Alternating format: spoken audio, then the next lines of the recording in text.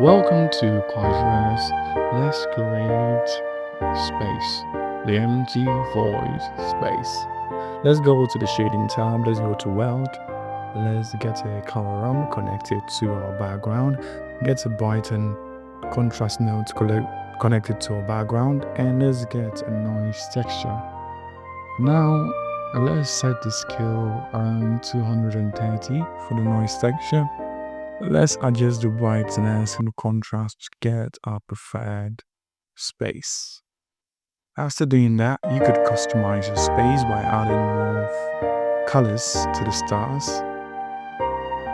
by duplicating the setup and connecting it with a mix node, and choose any color you want and use overlay to make sure that the results are shown on the screen. Adjust your scale and your contrast to get 41. To get more brightness, you have to go to the background node and increase the strength to make it brighter. Thank you.